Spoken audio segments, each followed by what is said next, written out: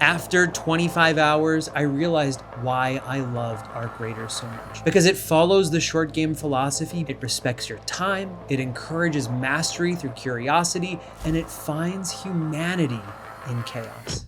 Let me break it down for you.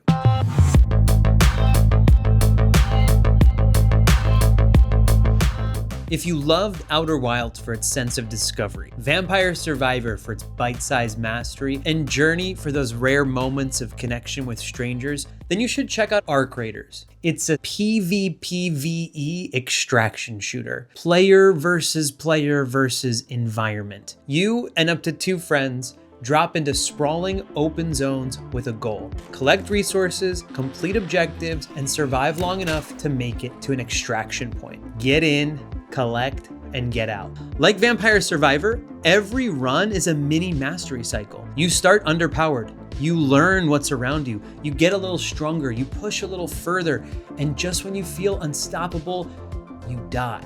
There's a rhythm, you learn, adapt, you retry, and it's addictive in the best way. But here's where it gets interesting. You're not alone. The PvP part means player versus player.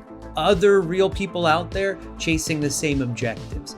Some will ignore you, some will hunt you, and some will risk everything to help you. More on that in a minute. And then there's the player versus environment. It's hostile, mechanical, gorgeous, with swarms of drones, massive quadruped sentinels that feel half machine, half god, enemies that aren't just cannon fodder. They're designed to turn every encounter into a tactical puzzle.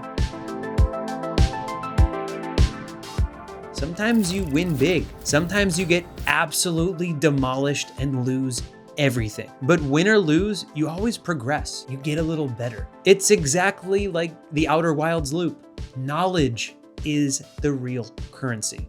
There's another half of the game too. When you're not in the field, the pace shifts completely. You spend time in an underground base, tinkering with your loadout, upgrading your gear, and you're slowly piecing together who these raiders actually are. Progression here is surprisingly deep. You build a skill tree that shapes your playstyle. You're not locked into a rigid class. This isn't scout, medic, or sniper. It's about play expression, not min-maxing. The customization is rich without being exploitative. And part of why this works is the team itself. Embark isn't some 1,000-person factory. It's a relatively small, cross-disciplinary group of ex-DICE developers who left the world of massive live service games to make things leaner, smarter, and more experimental. It's proof that small teams with taste can out-polish the giants. The missions are focused, the objectives are clear, the rewards are generous. It's the same respect for your time that the best short games build their design around. All raiders, Arc on screen. 5 minutes left. Go find your way home.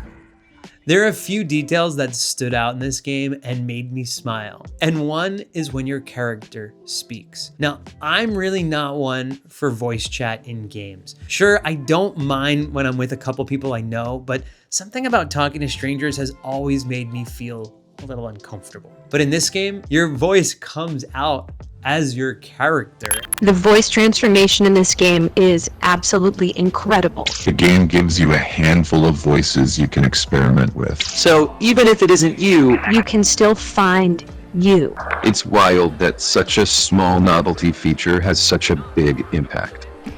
This tiny detail, it pulls you deeper into the fiction. You stop thinking about other players and you start thinking about fellow survivors. Arc Raiders isn't just about shooting or looting. It's about the people you meet along the way. And that's where the journey connection kicks in. I started to notice that there were 3 types of players, and we can think of them as the breakfast club of Arc Raiders. There's the loners. These are the ghosts of the wasteland. They keep to themselves and you'd never know they were even there. And then there are the pirates, the chaos agents. They're here to take everything that isn't nailed down, including your stuff. And then there are the Sams, the heroes, the ones who risk everything for a stranger. They'll literally die to make sure you survive. When that stranger saves you and you both make it into the elevator or the train and extract, their name flashes across your screen and it feels exactly like the end of Journey. It's that same bittersweet rush of realizing, oh, you chose to do that?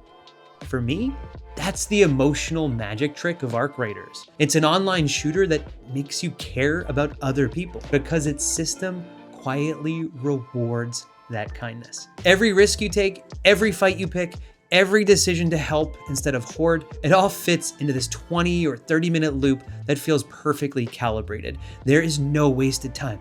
There's no endless grind. It's just pure, purposeful play. I have never felt this way about an online shooter in my life.